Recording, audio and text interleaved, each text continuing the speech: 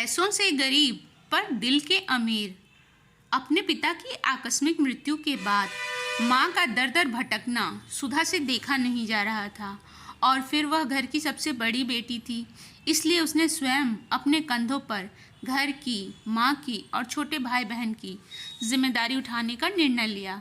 काफ़ी कोशिशों के बाद आखिरकार उसे एक नौकरी मिल ही गई, मगर ये उसके घर से काफ़ी दूर थी, जिसके लिए उसे पहले लोकल सवारी ऑटो, जो कि शेयरिंग वाली होती है, उसे लेकर बस अड्डे तक पहुंचना होगा और उसके बाद लगभग 1.5 घंटे बस का सफ़र, उसके बाद कंपनी में काम। खैर, परिवार की जिम्मेदारी तो उठानी ही थी, तो वह खुशी खुशी मान गई। ऐसे ही वह घर का बेटा बन गई। यूं तो उसे नौकरी करते हुए 2 महीने से ऊपर हो चले थे, सब कुछ ठीक ठाक ही चल रहा था, मगर आज दोपहर से जो बरसात शुरू हुई वह शाम को ड्यूटी खत्म होने तक भी नहीं रुकी थी। वह जैसे तैसे घर वापसी के लिए बस स्टैंड तक पहुंची, मगर लगभग 1 घंटा बीतने पर भी उसे बस नहीं मिल पाई। कंधे पर अपना बैग लटकाए वह बस का इंतज़ार कर रही थी। अब बरसात बंद हो चुकी थी। आखिरकार बस भी आ ही गई। बस में बहुत भीड़ थी, महिलाएं कम, पुरुष अधिक, और उनकी नज़रें जो उसके भींगे हुए कपड़ों को घूरती सी प्रतीत हो रही थी।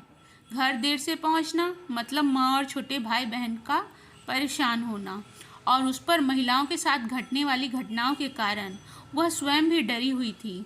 जैसे तैसे बस जाम से जूझते हुए 1.5 घंटे के बजाय 2.5 घंटे में बस अड्डे तक पहुंच ही गई, मगर आज रोज के 7:30 की जगह 9 बज चुके थे और स्टैंड पर कोई ऑटो भी नहीं था।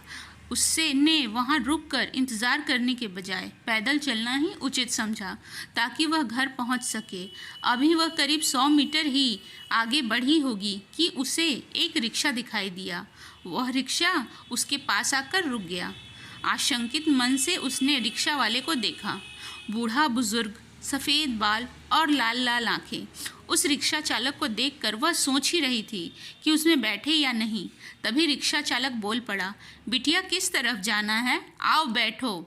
पता नहीं क्यों उसकी बातों में अपनापन लगा और सुधा उस रिक्शे में जाकर बैठ गई और घर का रास्ता बताने लगी। करीब आधे घंटे के बाद रिक्शा उसके घर के सामने पहुंच गया। संतोष की सांस लेते हुए सुधा पर्स में से पैसे निकालने लगी। रिक्शा वाला बोला, नहीं बिटिया, पैसे नहीं लूँगा, मैं भी इसी तरफ रहता हूँ। जब से हमारा देश बहन बेटियों की रूह कपाने वाली घटनाओं से उबल रहा है, आखिरी सवारी के रूप में रोज़ ही किसी बहन या बेटी को सुरक्षित घर पहुँचा देता हूँ। मगर आपकी मेहनत, मेरा मतलब है कि ये तो आपकी रोज़ी रोटी कमाई का जरिया है ना? तो फिर हाँ बिटिया, मगर मैं कमाता तो ज़रूर हूँ, और वो है मेरे मन का सुकून। सुधा ने हैरानी से रिक्शे वाले की तरफ देखते हुए पूछा, क्या बाबा, सुकून?